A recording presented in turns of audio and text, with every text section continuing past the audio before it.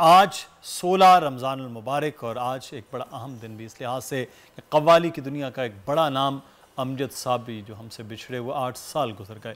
दुनिया में अपनी रवायती तर्ज की कव्वाली से पाकिस्तान का नाम रोशन करने वाले कव्वाल अमजद साबरी को 16 रमज़ान मुबारक 2016 को लियाकताबाद कराची में कत्ल कर दिया गया था। तलहा साबरी इस वक्त हमें ज्वाइन कर चुके हैं, हमारे साथ मौजूद हैं।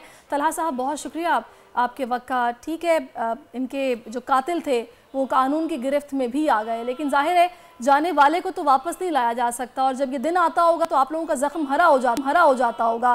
तो आज का दिन हम ख़ास तौर पर उनको याद कर रहे हैं, उनकी बातें कर रहे हैं। तो मैं चाहूँगी थोड़ा सा कुछ आप अगर लबकुशाई करना चाहें अपने भाई की याद में तो ये बेहतरीन मौका है। बिल्कुल, सबसे पहले मैं तमाम सुनने वालों को सलाम पेश करूंगा। और आपने बात की अमजद भाई के बारे में, आज उनका 8वां उर्स मुबारक मना रहे हैं और इस वक्त मैं उनके मज़ार शरीफ पर ही मौजूद हूँ। जो हमारे यहाँ रिवायत है, जिस तरीके से हम सारे मामलात किया करते हैं, चादर शरीफ पेश करते हैं, फूल वगैरह पेश करते हैं, तो उसी तरीके से जो हमारे साबरी सिलसिले वारसी सिलसिले में तरीक़ेकार है, उसी तरीके से, क्योंकि अमजद भाई हमेशा मुझसे ये कहा करते थे कि तलहा मियाँ, जब मैं इस दुनिया फ़ानी से रुखसत हो जाऊँ तो मेरा उर्स बनाया कीजिए। तो अल्हम्दुलिल्लाह आज हम उन्हीं के नक्शे कदम पे चलते हुए, उन्हीं की बात को मानते हुए आज उनका 8वां सालाना उर्स मुबारक मना रहे हैं। अच्छा तलहा साहब, एक चीज़ जो है वो आपके ख़ानदान की बड़ी एक लेगेसी है, एक रिवायत है। हाजी ग़ुलाम फ़रीद साबरी, फिर हाजी मकबूल साबरी, फिर उसके बाद जो है एक सिलसिला है जो जारी व सारी है।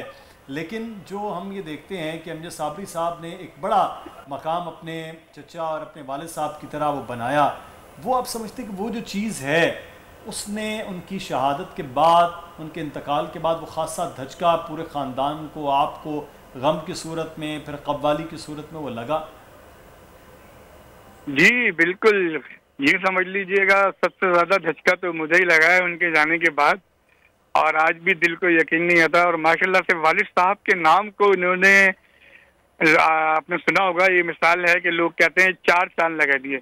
मैं तो ये कहता हूँ कि 8 चांद, बल्कि चांदों की तो कोई तादाद ही नहीं है। उन्होंने वालिद साहब का नाम इस कदर बुलंद कर दिया कि माशाल्लाह से, और आज उनकी वजह से कुछ लोग, चंद लोग हमें भी पहचानते हैं। और मैं आपको एक बात और बताता चलूँ यहाँ पे कि इस लिगाजी को हमारे यहाँ से उनके साहबजादे भी लेके चल रहे हैं। मैं उनका छोटा भाई तलहा साबरी भी लेके चल रहा हूँ। मेरे एक और भतीजे ताह साबरी साहब यूके में होते हैं, वो भी लेके चल रहे हैं। अब्दुल्ला साबरी यहाँ पाकिस्तान में होते हैं, वो भी लेके चल रहे हैं, वो हमारे भांजे हैं। और हमारे बहुत सारे शागिर्द, और हमारे चचा का बेटा शुमाइल साबरी, मकबूल अहमद साबरी साहब का बेटा भी लेके चल रहे हैं। और अमजद भाई की याद तो बस हर वक्त हमें यूँ समझ लीजिए माइक्रो सेकंड आती रहती है। खास तौर पे रमज़ानों में तो जिस तरह वो जाया करते थे सहरी में, अफ्तारी में, आखिरी मुलाकात उनसे होना, कि बस दिल को यकीन ही नहीं आता अभी तक कि वो हमें छोड़ के इस तरह से चले गए हैं। ऐसा ही है, बिल्कुल ऐसा ही है। तलहा भाई, मैं चाहूँगी थोड़ा सा अगर आप हमें बताइएगा उनके रमज़ान में जो होते थी, रूटीन एक होती थी कि सहर में किस तरह वो सबके साथ बैठ के सहरी करते थे, और अफ्तार के वक्त क्या माहौल होता था, जब वो मौजूद थे तो कितनी रौनक होती थी, ज़रा बताइएगा। बहुत रौनक हुआ करती थी। और वो ख़ास तौर पे हम लोग अफ्तार में, आपको पता है कि अब तो उनके पास ट्रांसमिशन की वजह से टाइम ही नहीं होता था, लेकिन ये है कि जब कभी भी उनको टाइम मिलता तो वो एक आध रोज़ा हमारे साथ, अपनी शहादत से भी एक आध रोज़ा ही बामुश्किल उन्होंने हमारे साथ बोला होगा, लेकिन वो बाकायदा तौर पर दुआ करवाया करते थे। और बैठ के सारी बात, दस्तरखान पे बैठना, सारे मामला, दही बड़े वो बहुत शौक से खाया करते थे अफ्तारी में, और सारी दुआएं मामला कराना, नात शरीफ सुनना, सब बच्चों से कहना, जितने भी, उनके भी, मेरे भी, मुझसे भी, और सब लोगों से मोहब्बत से पेश आना। और ये माहौल बहुत, यहाँ मैं आपको एक छोटा सा वाकया बताता चलूँ।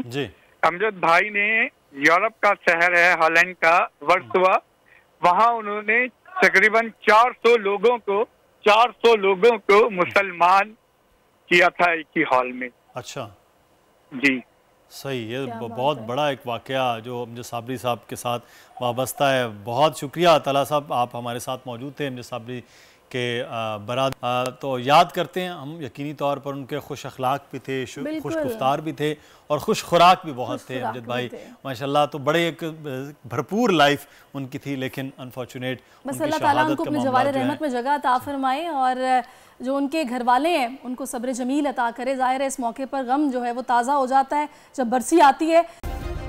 सब्सक्राइब करें और बेल दबाएं ताकि कोई खबर रह न जाए।